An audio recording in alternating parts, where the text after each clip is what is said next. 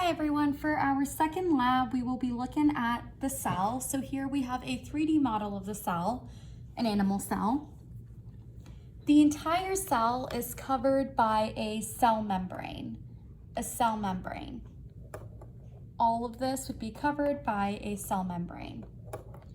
Now when we look at the organelles within the cell, the first very apparent organelle is right here. This whole thing is the nucleus. All of this is the nucleus. The nucleus is surrounded by a double membrane called the nuclear envelope. The nuclear envelope. So all of this surrounding the nucleus itself is a nuclear envelope. Within the nuclear envelope, we see these little pores. These are called the nuclear pores. So the nucleus is surrounded by the nuclear envelope, which contains nuclear pores. Within the nucleus, we see these two white structures. These are the nucleoli together combined to be the nucleolus. So nucleolus, nucleus, nuclear envelope, nuclear pores. The next few things that we can see in here are these brown structures. These are lysosomes. The yellow structures that we see are perioxysomes. So lysosomes, perioxysomes. Another structure we can see right here in orange is the mitochondria. Again, also double membraned. The mitochondria. And we can see that the mitochondria looks a little different here versus here, and that's just because it's been sliced into a different section. We talked about planes and slices in the last lecture. So because this has been sliced at a different section, we don't get to see the inner structures of the mitochondria.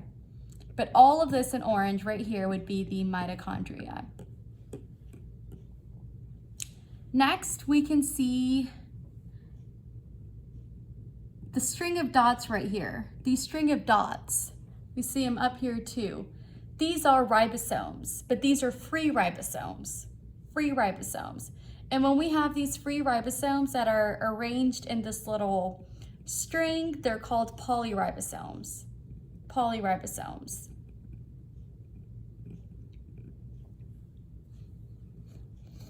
Next, we see let's look right here, our endoplasmic reticulum.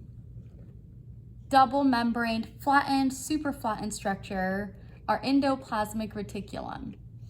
Our endoplasmic reticulum can be smooth or rough. It's considered the rough endoplasmic reticulum if it has ribosomes attached to it. So right here,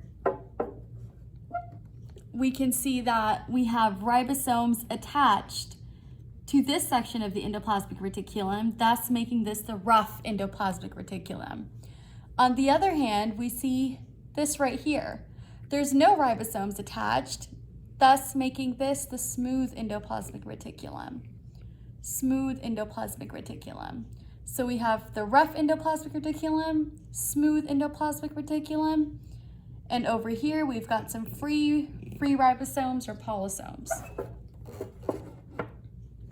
Another thing we see right here is our Golgi apparatus, or Golgi body, the Golgi apparatus.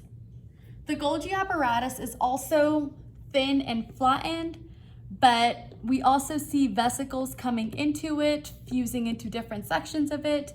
So that's how I know this is the Golgi apparatus. If we move up slightly, we can see these vesicles. These are secretory vesicles. So when a cell itself has the function to secrete some sort of protein. For secretion, they will package the proteins or whatever material it is into these secretory vesicles. And these secretory vesicles, which are also surrounded by a membrane, will fuse with the plasma membrane itself and release its substance, which is known as exocytosis, when they're releasing their substance. But all of this right here these are secretory vesicles. And I believe that's everything you need to know from this model.